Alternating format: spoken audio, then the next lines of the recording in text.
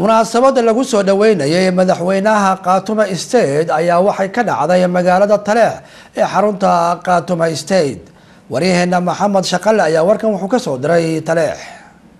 kulan soo dhaweyn ah oo loo sameeyay madaxweynaha Khartoum Maxamed Yuusuf Jaamac Indhasheel iyo wafdi uu hogaaminayo oo maalintii shalay dib ugu soo laabtay caasimadda maamulka Khartoum ee Taleex.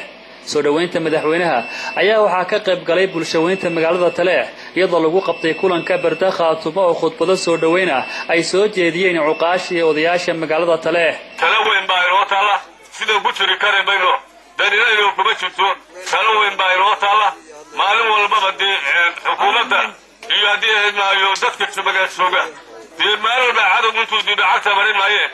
talaa inoo taala البعثنا سيدا كيالي منه غير خاطبنا سيدا كيالي مد بد شراي مد يو مد دبد شراي مد بدا شوغبا سيدا كقادر بينه إلا سيدا كقرع منه ما له والبابين اللي نقص ودول عطل يا مريو هدارو دولة دمر بينا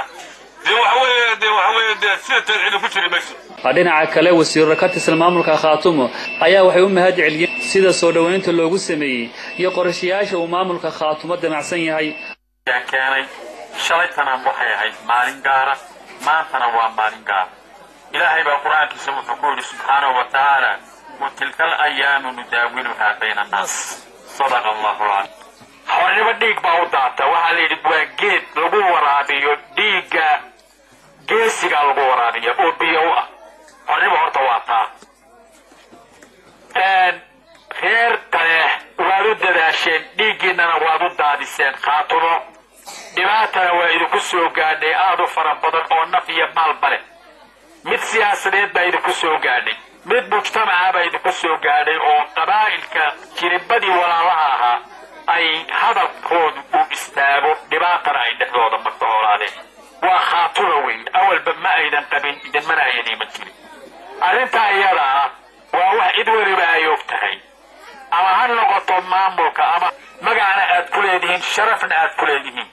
adduunka qof kastaaba marka ardaygaas imtixaan uu galo wax sayfarisna ayaa jira mid baa ku dhaca mid baa B qaata mid baa A qaata mid baa C qaata mid baa meel darajo gala waxay ila tahay maanta waxaad haysataan darajada A baad haysataa ugu dambeyntii madaxweynaha Khartoum ayaa khudbad dheer oo dhinacyo badan taabanaysa u jeediyay bulshada wuxuuna sheegay in qabsoomi doono shirweynaha Khartoum دولة المريكان أما دولة إنجليز كان لنا سنة سيئة هاي هدي بكده ليه دجالها في دينا كمان اللي تشوف سنة هذا الكود وأنا بقول قال لي أنا رد قال له